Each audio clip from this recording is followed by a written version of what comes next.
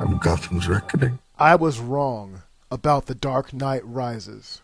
I was wrong because the film came out with an avalanche of hype, and I had such high expectations for the film because I loved the second Batman film so much. When I saw Rises, like a lot of people, I was a little disappointed because it wasn't as crazy as the second Batman movie. But after seeing Dark Knight Rises again on DVD and having my expectations adjusted, I now find the film to be a complex and subversive piece of entertainment, one that uses the mythology of the Batman comic book to hold up a mirror to American culture. How does the film do all this? Well, just give me a few minutes of your time, and let's go back and take a closer look at The Dark Knight Rises.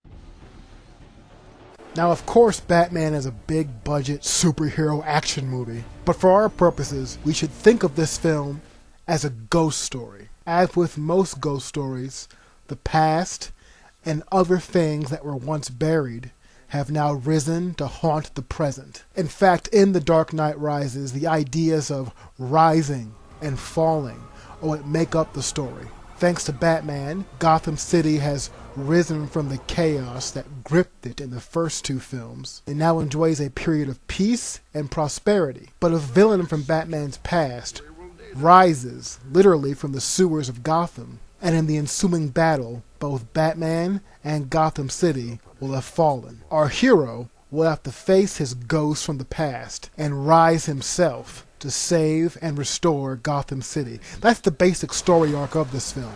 But what's interesting is how the ideas of rising and falling are built into the very architecture of the movie. Now, I don't want us to just look at the characters. I want us to look at the backgrounds in this movie. Now, this theme of rising and falling appears throughout the film through the repeated use of enclosed vertical structures. We can see this in the film's opening scene, when a plane is flying horizontally and then is suddenly turned vertical and begins to fall. This image of a giant enclosed cylinder, like you see here, appears again in the form of an arena where a brawl between Bane and Batman occurs. Now here, Batman falls, and Bane's army rises to conquer Gotham. The vertical structure is repeated again in the form of the underground prison where Batman must rise and escape.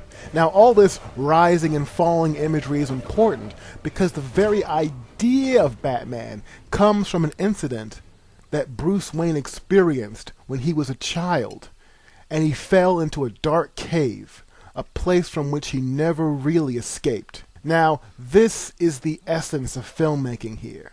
The movie takes an idea, rising and falling, and then uses its visuals and its architecture to communicate those themes to the audience, so we can read the film as well as watch it.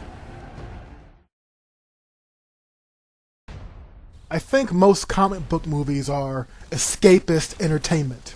What I mean by that is we watch these films and an audience leaves behind real-world problems and escapes into a fantasy world of superheroes, supervillains, and outlandish visual effects.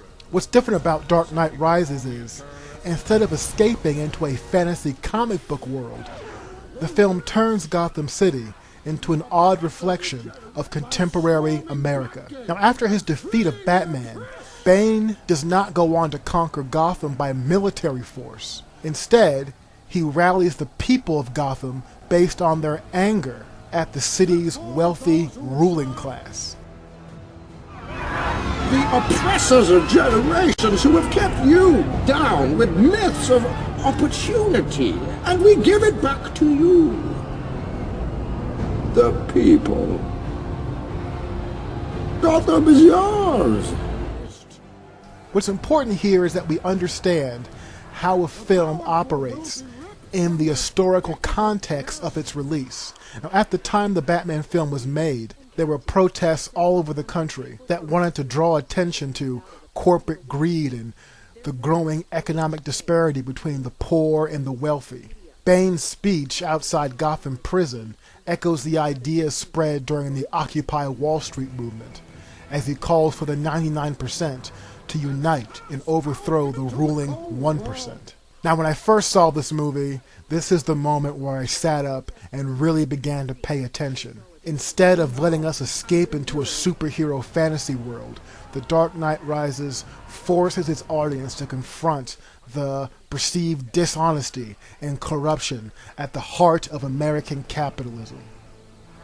Now, there are different ways you can watch this movie. One is a more passive approach, and the other is a more active approach. The passive approach is one where you sit there passively and you evaluate the plot and action scenes of this movie and you say, oh, I like this part, but I don't like this part. That's how most people view the movie, and that's fine for a summer superhero film. Now, the way I prefer to approach viewing films, and what I try to do on this YouTube channel, is look at the film as more of a cultural artifact. What I mean by a cultural artifact is a film where the filmmakers encode the meanings into the story, and the audience decodes the meanings as they watch it. And if you look at The Dark Knight Rises as a reflection of the conflicts that American society finds itself in now, I find that the story is a much more engaging and richer viewing experience. It's up to you. Thanks for listening. Please post comments below and subscribe to my channel. Thank you.